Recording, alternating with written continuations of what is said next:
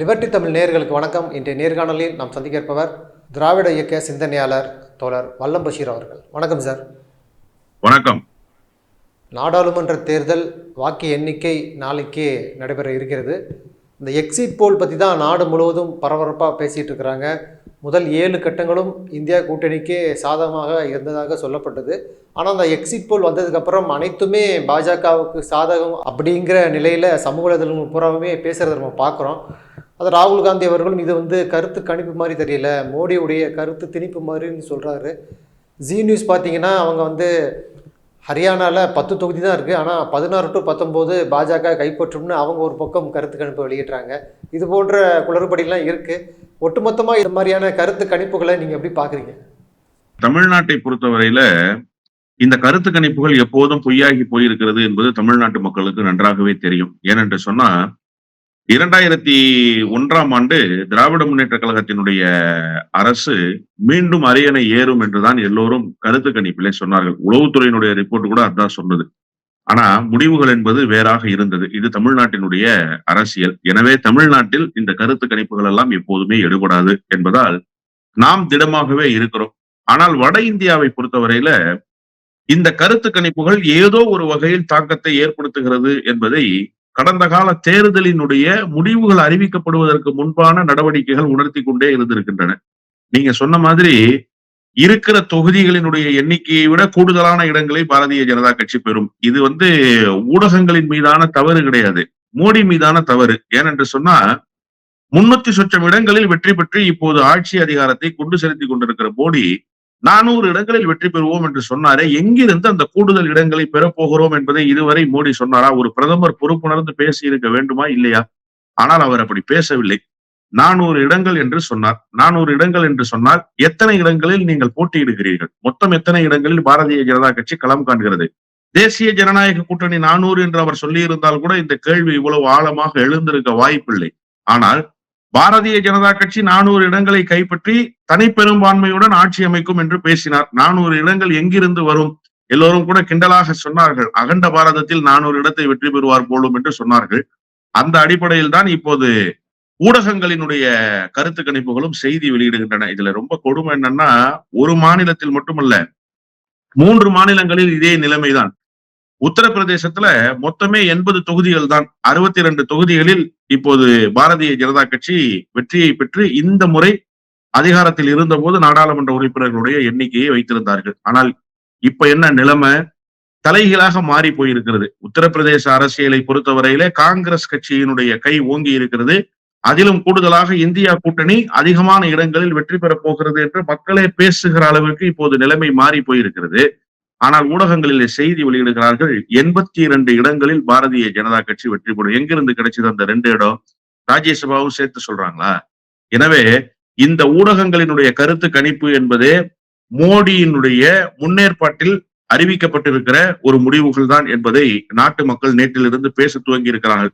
இந்த தேர்தல் புதுமையான தேர்தல் சார். இந்திய துணை கண்டத்துக்கு சுதந்திர இந்தியாவில் எத்தனையோ நாடாளுமன்ற பொது தேர்தல்களை இந்திய திருநாடு சந்தித்திருக்கிறது. ஆனால் எந்த தேர்தலுக்கும் இல்லாத ஒரு சிறப்பு இந்த தேர்தலுக்கு என்ன இருக்கிறது என்று கேட்டால், 2 சித்தாந்தங்கள் நேரடியாக மோதிக்கொள்கிற தேர்தலாக இந்த தேர்தல் தான் இருந்திருக்கிறது. நீங்க கூட்டணிகள் மாறுபட்டிருக்கும். அதுல இங்க இருக்கிற கட்சிகள் அங்கே சென்றிருப்பார்கள், அங்கே இருக்கிற கட்சிகள் இங்கே சென்றிருப்பார்கள். ஆனால் வலதுசாரி சித்தாந்தமும் இடதுசாரி சித்தாந்தமும் நேர் எதில் களத்தில் இருந்து கொண்டு இடதுசாரி சித்தாந்தத்தை பேசுகிற ஒருவர் கூட வலதுசாரி சித்தாந்தம் பேசுகிறவரோடு இணையாமல், வலதுசாரி சிந்தனை கொண்டிருக்கிற ஒருவர் கூட இடதுசாரி சிந்தனையாளர்களோடு சேராமல் ஒரு ஜனநாயக புரட்சியை அல்லது ஜனநாயக யுத்தத்தை நடத்துவது இதுதான் முதல் முறை இந்திய துணை கண்டத்தில் என்று என்னுடைய அரசியல் அறிவுக்கு எட்டியவரை நான் புரிந்து கொள்கிறேன். இதுல ரொம்ப கூடுதலாக பேசப்பட வேண்டிய செய்தி என்ன என்று கேட்டா, இதுவரை எந்த பிரதமரும் பேசாத, எந்த பிரதமரும் செய்யாத தேர்தல் பிரச்சார யுக்திகளை மோடி செய்தார் என்பது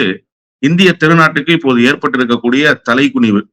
பிரித்தாளுகிற வேலையை மோடியின் பெயரால் யாராவது செய்தால் தவறில்லை. ஆனால் மோடியே செய்திருக்கிறார் என்று பார்க்கிற பொழுது எவ்வளவு பெரிய அயோக்கியத்தனமான ஒரு ஆட்சியை இந்த 10 ஆண்டுகளில் அவரால் நடத்தியிருந்த முடிந்தால் இப்படிப்பட்ட பேச்சுக்களை தேர்தல் பிரச்சாரத்தில் பேச முடியும் என்கிற அளவிற்கு இப்போது மோடியினுடைய நடவடிக்கை என்பது நாட்டு மக்களிடத்திலே அம்பலப்பட்டு போயிருக்கிறது.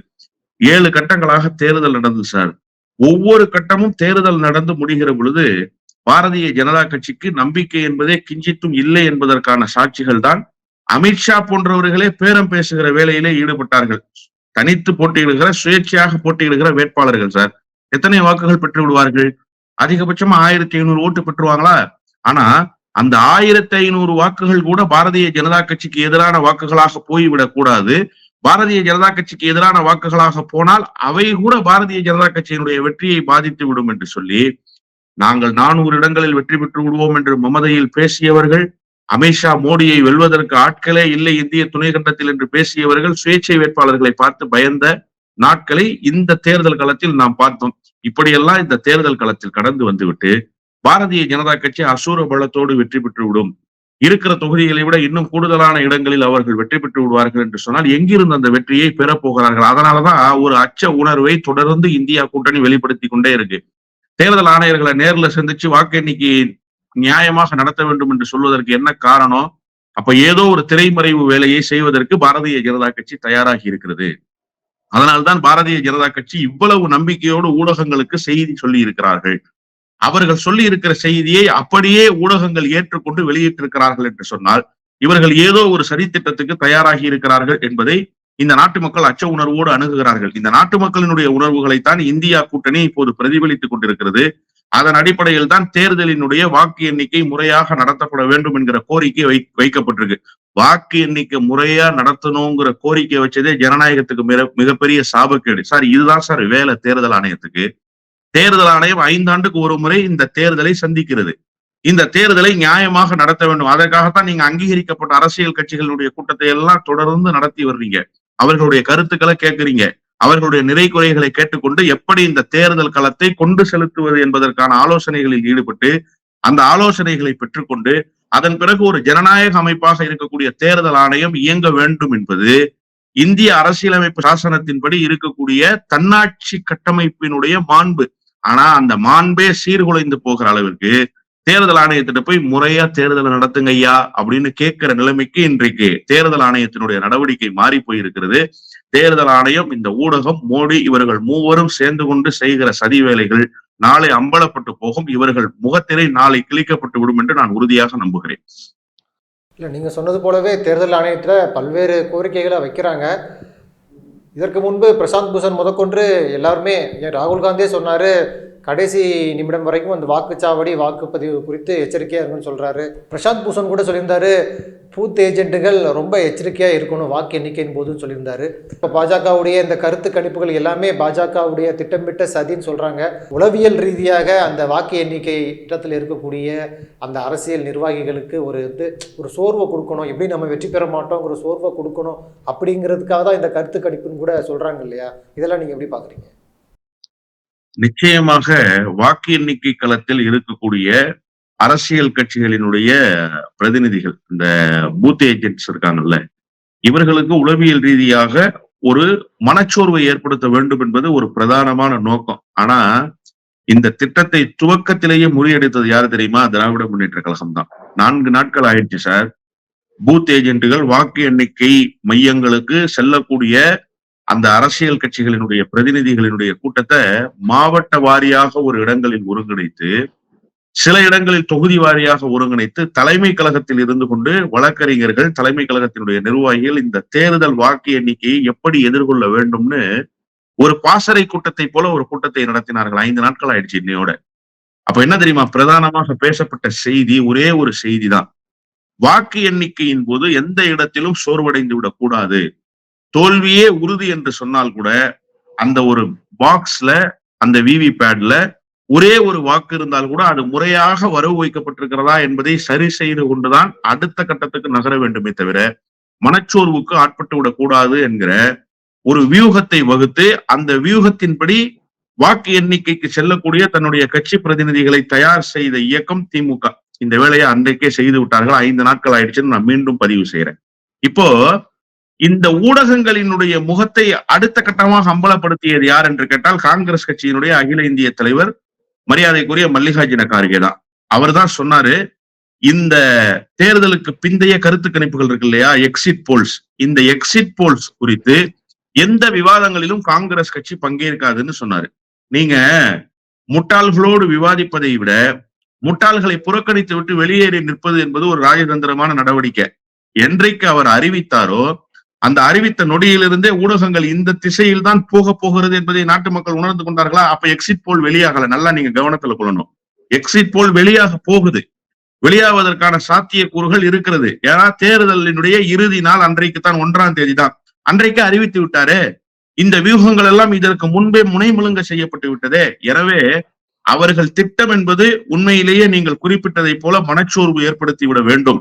வாக்கு எண்ணிக்கை முகாம்களுக்கு செல்லக்கூடியவர்கள் ஓரிரு சுற்றுகளிலேயே அவர்கள் நாம வெற்றி பெற மாட்டோம் என்கிற முடிவுக்கு வந்து விட்டால் அடுத்தடுத்த கட்டமாக அவர்கள் பழைய வேகத்தோடு இயங்க மாட்டார்கள் என்பதை அவர்களினுடைய உளவியல் ரீதியாக அவர்களை கொஞ்சம் கீழ்நிலைக்கு கொண்டு வந்து விட வேண்டும் என்பதற்காகத்தான் இப்படி ஒரு வேலையை செய்தார்கள். இதை விட இன்னொரு விஷயமும் இருக்கு சார். இதுல இப்போ எலெக்ஷன் கமிஷன் முறை தவறி நடந்திருக்கிறது என்பது ஏறக்குறைய 1 வருட காலமாக வைக்கப்படுகிற குற்றச்சாட்டு. ஆனால் தேர்தல் ஆணையத்தினுடைய நடவடிக்கையில் ஏதாவது மாற்றம் இருந்ததா? இல்ல. ஒரே நிலைப்பாடுதான். அப்போதிலிருந்து ஒரு சார்பு நிலைப்பாடு எடுத்திருக்கிறார்கள். இப்போ இந்த இவிஎம் மிஷின்ல பல்வேறு குளறுபடிகள் இருக்கு என்கிற அச்ச உணர்வை தொடர்ந்து வெளிப்படுத்தி வருகிறார்கள். இப்போதாவது அந்த அச்ச உணர்வை போக்குகிற வேலையை அல்லது அப்படியெல்லாம் இல்லை என்கிற திடமான அறிவிப்புகளை தேர்தல் ஆணையம் வெளியிட்டதா என்று கேட்டால் இல்லை. நீங்க சொன்னதை போல மனச்சோர்வை ஏற்படுத்த வேண்டும் என்பது நேர்மறையான அரசியல். ஆனால் எதிர்மறையான அரசியல் என்னவென்று கேட்டால் இந்த எலெக்ஷன் கமிஷன் ஏதோ ஒரு சதித்திட்டத்தில் ஈடுபடுவதற்கான வாய்ப்புகள் கண்ணு கட்டிய தூரத்தில் தெரிகிறது என்பது எதிர்க்கட்சிகளினுடைய பிரதான குற்றச்சாட்டு. அதற்கு நாளை ஒருவேளை எப்படிங்க எல்லா இடங்களிலும் மோடிக்கு எதிரான அலை வீசியது, உத்தரப்பிரதேசத்துல கூட மோடிக்கு ஆதரவு பெருகவில்லை, குஜராத்ல கூட மோடிக்கு பின்னடைவு ஏற்பட்டதால் தான் சூரத்துல விலை பேசி வாங்கினாங்க, அமித்ஷா போன்றவர்கள் கூட சுயேட்சை வேட்பாளர்கள் இடத்துல பேரம் பேசினாங்க, அப்படிப்பட்ட நிலையில எப்படி வெற்றி பெற்று விடுவார்கள் என்கிற கேள்வி நாளை இவர்கள் ஏதாவது குறுக்கு வழியில் தேர்தலை அணுகினால் வந்துவிடக் கூடாது, பேசு பொருள் ஆகிவிடக் கூடாது என்பதற்காக அதான் பாத்தீங்கல்ல எக்ஸிட் போல்ஸ்ல ஏற்கனவே இருந்தது இல்ல, அப்படித்தானே சொன்னாங்க பாஜக வெற்றி பெறும் அதனாலதான் வெற்றி பெற்றது என்று பேசுவதற்கான வாய்ப்பை ஏற்படுத்திக் கொள்வதற்காக இந்த எக்ஸிட் போல் விவகாரத்தில் ஊடகங்களை விலைக்கு வாங்கி ஊடகங்களை தங்கள் வசதிக்கு ஏற்ப மோடியும் பாரதிய ஜனதா கட்சியும் வளைத்திருக்கிறது என்பதுதான் எதிர்மறை அரசியலாக இருக்கிறதே தவிர இவையெல்லாம் தவிடுபொடி ஆகும் நிச்சயமாக. காரணம் ஜனநாயகம் வென்றே தீரும் சார். இதற்கு மேலும் இந்தியா இந்த ஆட்சியை தக்க வைத்துக் கொள்வதற்கு தாக்கு பிடிப்பதற்கு தயாராக இல்லை என்பதை வாக்குப்பதிவு நாளிலேயே மக்கள் உணர்த்தி விட்டார்கள். அதனால்தான் பாரதிய ஜனதா கட்சி வழக்கத்துக்கு மாறாக பதட்டமான நிலையில் இருந்தது. 2019 தேர்தலை சந்தித்த போது மோடிக்கு இவ்வளவு பதட்டம் இருந்ததா? இல்ல. 2014 தேர்தலை சந்திக்கிற போது மோடிக்கு இவ்வளவு பதட்டம் இருந்ததா? இல்ல. இந்த தேர்தலில் ஏன் இவ்வளவு பதட்டப்படுகிறார் மோடி? தோல்வியினுடைய முகத்தில் இருக்கிறார். அவர் வகுத்த எல்லா வியூகங்களும் முனைமலங்கி போய்விட்டது. அதனால் ஒரு பதட்ட நிலைக்கு மோடி வந்தார். அந்த பதட்ட நிலையிலேதான் நாளை வரை இருக்க போகிறார். நாளை தேர்தல் அறிவுக்கு பிறகு அவருடைய பதட்டம் என்பது தணிந்துவிடும். ஏனென்று சொன்னால் ஏற்கனவே ராமகிருஷ்ண பரமஹம்சர் மடத்தினுடைய தமிழ்நாட்டினுடைய பொறுப்பாளராக இருக்கிறவர் ஆன்மீகவாதியாக மோடி வர வேண்டும் என்கிற கோரிக்கையை வைத்திருக்கிறார். அவருடைய கோரிக்கை நிச்சயமாக நிறைவேறும். மோடி நாளைய தேர்தல் வாக்கு எண்ணிக்கை நாள் அறிவிப்புக்கு பிறகு அரசியலிலிருந்து முழு ஓய்வு பெற்று ஆன்மீகவாதியாக தன்னை தகவமைத்துக் கொண்டு சாமியாராக சென்று விடுவார் என்றுதான் நானும் புரிந்து கொள்கிறேன். பல்வேறு வட இந்திய ஊடகங்கள் தமிழகத்தில் பாஜக 2 முதல் 6 தொகுதிகளை பெறும்னு சொல்கிறாங்க. டுடேஸ் சாணக்கியாங்கிற தமிழ்நாட்டில் ஒரு சேனல் பாஜக 10 இடங்களில் தமிழ்நாட்டில் பெறும், திமுக 29 இடங்களில் பெறும், அதிமுகவுக்கு வட இந்திய ஊடகங்களும் சரி எல்லா ஊடகங்களுமே அதிமுக 1 தொகுதி கூட பெறாது, அதிமுக விட பாஜக தான் 6 தொகுதி டு 10 தொகுதி பெறுவாங்கன்னு சொல்றாங்க இல்லையா? இதெல்லாம் நீங்க எப்படி பாக்குறீங்க? இதுக்கு நியாயமா கோபப்பட வேண்டியவன் அதிமுக காரன் தான். எனக்கு எந்த விதமான வருத்தமும் இல்லை. இந்த நிலை அதிமுகவுக்கு வந்துவிடக் கூடாது என்றுதான் என்னை போன்றவர்கள் சிந்தித்துக் கொண்டும் பேசிக்கொண்டும் எழுதி கொண்டும் இருக்கிறோம். ஆனால் அதிமுகவினருக்கு இந்த கவலை என்பது கிஞ்சித்துமே கிடையாது.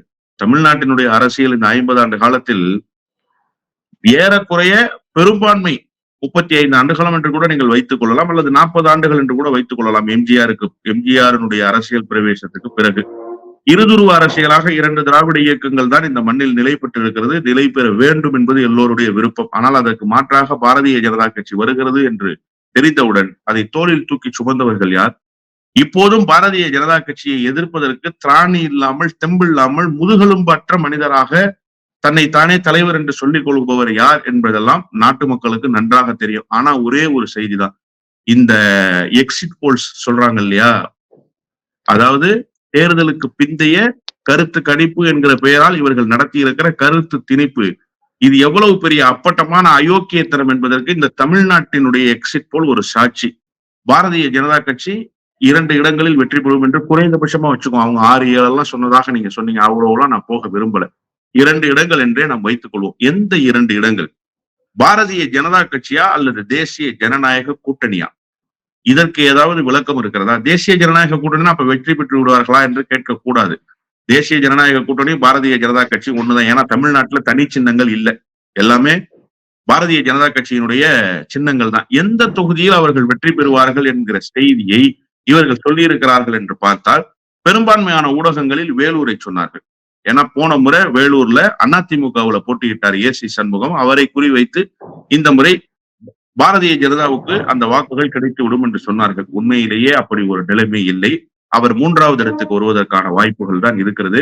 தமிழ்நாட்டினுடைய தேர்தல் களத்தில் பாரதிய ஜனதாவை அதிமுக எதிர்த்தாலும் சரி, எதிர்க்கவில்லை என்று சொன்னாலும் சரி, அதிமுகவுதான் 2வது இடத்துக்கு வர வேண்டும் என்கிற மனநிலை தமிழ்நாட்டு மக்களிடத்திலேயே இருக்கிறது என்கிற காரணத்தால் அதிமுக இந்த முறை தப்பித்துக் கொள்ளும். ஆனால் இது ஒரு இறுதி எச்சரிக்கையாக அதிமுகவுக்கு அமைய போகிறது. இனிமேலும் அவர்கள் பாரதிய ஜனதாவை வலிமையாக எதிர்க்கவில்லை என்று சொன்னால், இந்த இருதுருவ அரசியலை நோக்கி திராவிட இயக்கத்தினுடைய நீட்சியாக இயங்கவில்லை என்று சொன்னால் அவர்களுக்குத்தான் கேடு வந்து சேருமே தவிர, மாறாக தமிழ்நாட்டுக்கு எந்த விதமான ஆபத்தும் இதன் மூலமாக நேர்ந்து விடாது. அதிமுக தங்களை தக்க வைத்துக் கொள்வதற்காகவாவது முயற்சி செய்ய வேண்டும். ஆனால் இந்த காலகட்டத்தில் அப்படி ஒரு முயற்சியை அவர்கள் செய்ய மாட்டார்கள் என்பதுதான் என்னுடைய ஊர்ஜிதமான நம்பிக்கை. ஏனென்று சொன்னால் எடப்பாடி பழனிசாமிக்கு அப்படிப்பட்ட துணிச்சல் எல்லாம் இல்லை. ஒரே ஒரு செய்திதான் சார், தமிழ்நாட்டிலிருந்து ஒரு இடத்தில் கூட பாரதிய ஜனதா கட்சி வெற்றி அல்ல, வெற்றிக்கான வாய்ப்பை தொட்டு பார்க்கிற சூழல் கூட இங்கே அமைய போவதில்லை. நாளைக்கு இந்த நேரத்தில் இவையெல்லாம் அம்பலப்பட்டு விடும். பாரதிய ஜனதா கட்சி இருக்கிற இடம் தெரியாமல் போய்விடும். இதற்கு நான் ஒன்னும் சாட்சி சொல்லணும்னு அவசியம் இல்லை, நான் விளக்கம் சொல்ல வேண்டும்னு அவசியம் இல்லை. தேர்தல் களத்துக்கு வருவதற்கு முன்பு அண்ணாமலை பேசியதை நீங்க எடுத்து பாருங்க. தேர்தல் களத்தில் போட்டியிடுகிற போது அண்ணாமலை களத்திலிருந்து எப்படியாவது ஓடி விடலாம் என்று முயற்சி செய்ததை நீங்கள் யோசித்து பாருங்கள். தேர்தல் நடந்து முடிஞ்சு அண்மையில ஒரு 4 நாளைக்கு முன்னாடி என்ன பேசினார் அண்ணாமலை? எங்காவது வெற்றி பெற்றுவோம்னு பேசினாரா? கொடுத்த பணியை செய்து விட்டோம், எங்களுக்கு எந்த பணி தரப்பட்டதோ அதை சிறப்பாக செய்து முடித்து விட்டோம், தலைமை சொன்னதை நாங்கள் செய்திருக்கிறோம். ஏன் நாங்க ஜெயிப்போம்னு சொல்லல, வெற்றி பெறுவோம்னு ஏன் உங்க வாயில வரல? அப்போ உங்களுக்கே தெரிந்து விட்டது இந்த தேர்தல் களத்தில் உங்களுடைய தேர்தல் முடிவுகள் என்பது எப்படி இருக்க போகிறது என்று. அதனால்தான் இந்த சால்சாப்பு வார்த்தைகளை எல்லாம் பயன்படுத்தி கொடுத்த பணியை செய்து விட்டோம், இட்ட பணிகளை முடித்து விட்டோம் என்றெல்லாம் அவர் பேசினார். அவருடைய வாக்கு மூலமே சாட்சி சொல்கிறது அவர்களுக்கான வெற்றி வாய்ப்பு என்பது கிஞ்சித்தும் தமிழ்நாட்டில் இல்லை என்பதை. இந்த எக்ஸிட் போல்கள் எல்லாம் நாளை எப்படி இருக்க போகிறது என்பதை நாம் பொறுத்திருந்தே பார்ப்போம். உங்களுடைய நேரத்துக்கு மிக்க நன்றி. நன்றி.